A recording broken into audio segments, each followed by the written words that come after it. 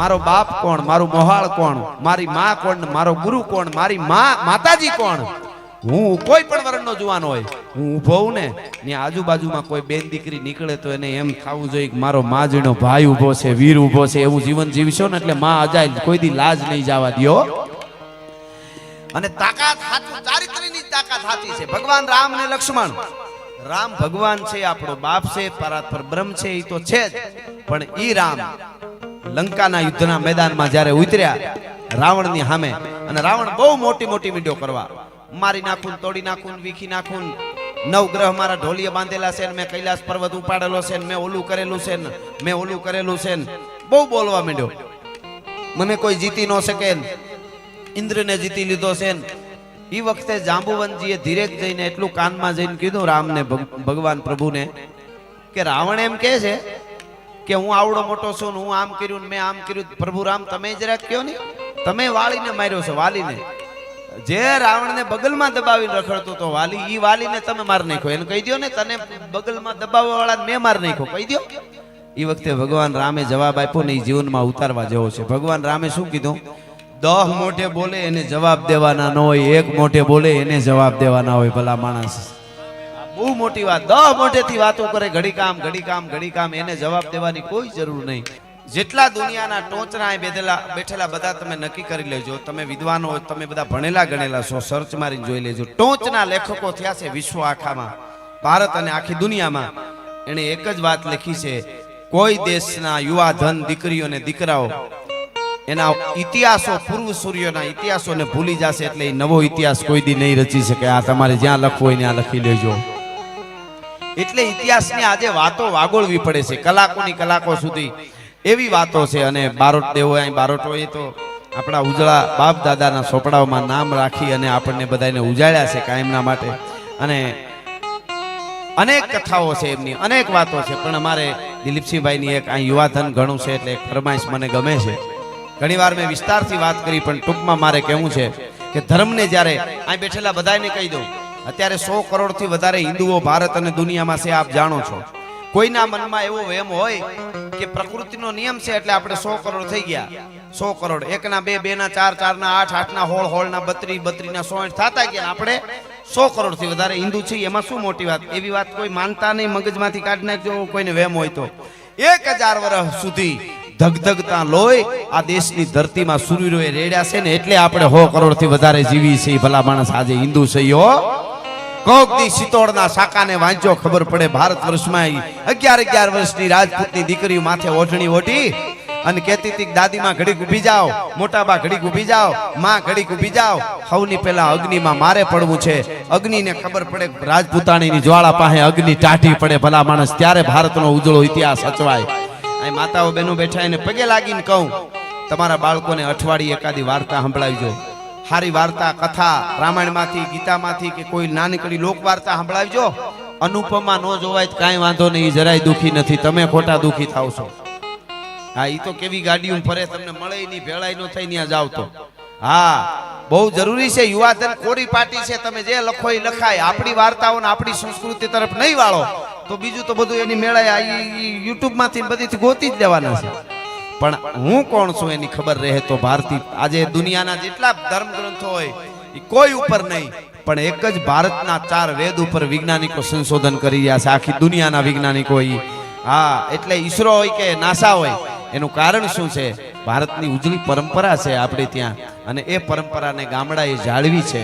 અને ગામડાના એટલે એક યુવાનોને માટે એક આ વાત, એક પ્રસંગ. તમને ઘણીવાર એવું થાય કે હું એક શું કરી શકું, અથવા તો મારી એટલી ઉંમર રહીને હું શું કરી શકું. એટલે આ વાત, હાલારની ધરતી, જામનગર હાલારની ધરતી, અને એમની કહેવાય છે કે જામ રાવળની સખાતે જુદા સ્ટેટોમાંથી એ વખતના બધાય શૂરવીરો આવેલા એને મદદ કરવા માટે. અને એક બહુ મોટી સેના આવતી હતી. એક મુસલમાનના દીકરાને આશરો આપવા માટે જામનગરે એને આશરો આપ્યો. આખી કથા બહુ જબરી છે. અને જામ રાવળને મદદ કરવા બધાય સેનાઓ લઈને રાજાઓ આવતા હતા. એમાં એક કચ્છની ધીંગી ધરતીમાંથી, કચ્છમાંથી, ભદ્રેસરથી એક 14-15 વર્ષનો એક યુવાન આવેલો. ઉંમર કેટલી? 14 થી 15 વર્ષની ઉંમર. ઈ જુવાન આવેલો.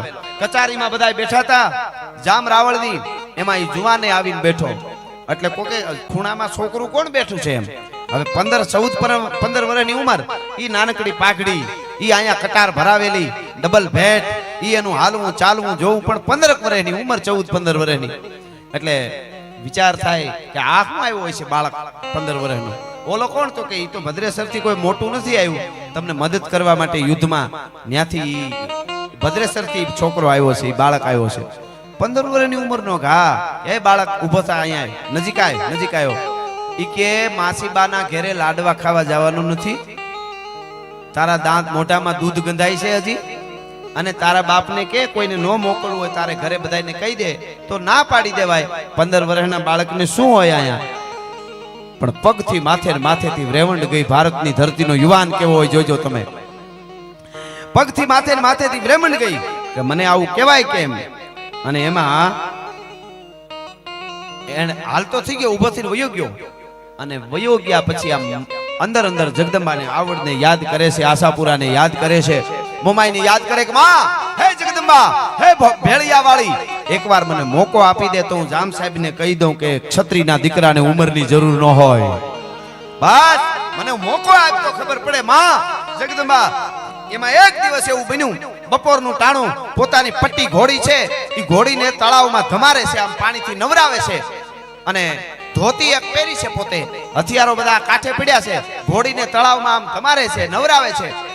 એમાં બપોરને ટાણે, ટૂંકમાં વાત કરું છું કે બપોરને ટાણે જામરાવળના ભાઈ હરજોળજી જે નાવા બેઠેલા તંબુમાં, અને એમાં ઓસિંતાનો દુશ્મન આવી ગયો, અને આવીને જામરાવળના ભાઈ હરજોળજીને ફારડા કરતું ભાલું પરવી દીધું અને એને મારી નાખ્યા. અને પછી પોતાને એવો ઘોડો હતો પાણીવાળો, એના ઉપર સવાર થઈ ગયો.